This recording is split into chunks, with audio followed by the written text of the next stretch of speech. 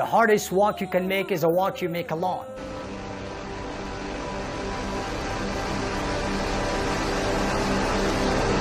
If you're working on your dream, there will be times when you want to give up. There will come a time when people will not respond to your call, to your messages.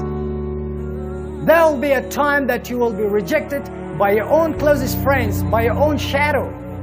There will be a time that you will be ostracized by your own society. For sure, there will be times when life will knock you down and catch you on the blind side. And if you hold on, I say this to you, my friends, the universe will be on your side. No matter whatever happens in life, keep going. Quitting is not an option. Quitting is permanent. Setbacks and disappointments are not. They should serve to challenge and motivate you to strive even harder. You might think the battle is too big for you. You are overwhelmed by the stresses of life, but remember, it's nothing to the Lord of the universe. Nothing is impossible for Him. Hand it over to Him. See how things unfold. He will take care of all that we cannot. Have faith in Him. You have to struggle, because in your deepest struggle lies your greatest strength. So don't fear. Everything you have ever wanted is on the other side of the fear. When failure strikes you, my friends, make Allah your top priority. You will find yourself on the top priority list of Allah. When I was a kid, all I wanted to be was on TV. You know, I don't want nothing else. You know, I got hit over the head with that. You know, you can't come from my school in 1968 and make the statement that you want to be on TV. The teacher clearly said, "Do you know anybody on TV?" No. Have you ever Have you ever been on TV? No. Anybody in the school? No. And she was destroying my dream. But my father told me to just keep the faith, keep believing in that. A lot of missteps, man. Flunking out of college, you know, getting fired from some pretty cool jobs, and then, you know, becoming homeless, you know, breaking off into stand-up at 27, becoming homeless for 3 years, you know, living in a car, driving up down the road, you know, trying to make it, all with this notion that one day I was going to have Steve Harvey show. It was a notion. It's just you know, and I just couldn't understand why I couldn't. And so I just kept the faith about it, man. And I attribute that to a lot of faith. My mother was a praying person. I believe in that wholeheartedly. That has a tremendous part to do with your success. It's in relation to your relationship with God. A lot of people don't want to hear that, but hey, what you ask me, I'm gonna tell you what happened to me. I can't be ashamed of that because you ain't really feeling it. Well, that's you.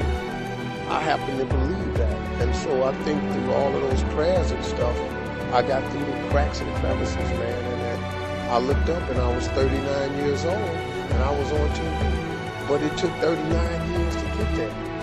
And it was a lot of years when it didn't look like it was going to happen, but it did. And I'm here now. And now this is a daytime show that bears that thing. The Steve Harvey Show. I mean, you can't tell me it doesn't work because I'm living proof.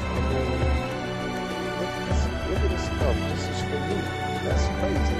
If you don't see the blessing in that and the miracle at the same time, because the odds of you really getting here very, very slim.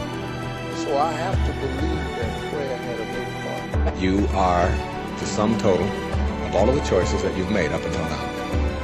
And anything about yourself or your life that you don't like or isn't working or is immobilizing you is to be looked at in terms of, can I grow? Rather than, why did I do it, or isn't this wrong? See, the two ways to motivate yourself are deficiency motivation, which says, where I am I don't like.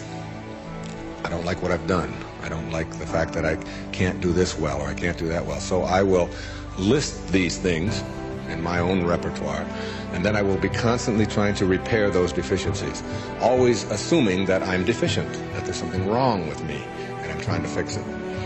And when you do that, you spend your whole life doing that.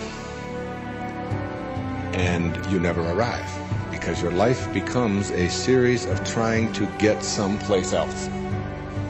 And it is if you follow that, if you live that, if you behave that, then what happens to you is you become a person who will always suffer from this disease called more.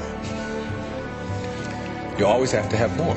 Because whenever you are getting where you want to go, let's say you want $100,000 in the bank, and you work, and you struggle, and you deny yourself, and you do all of those things, and you finally you get there, and here you are, you got $100,000 in the bank. All of this stuff over here has cost your life, and that is all you know.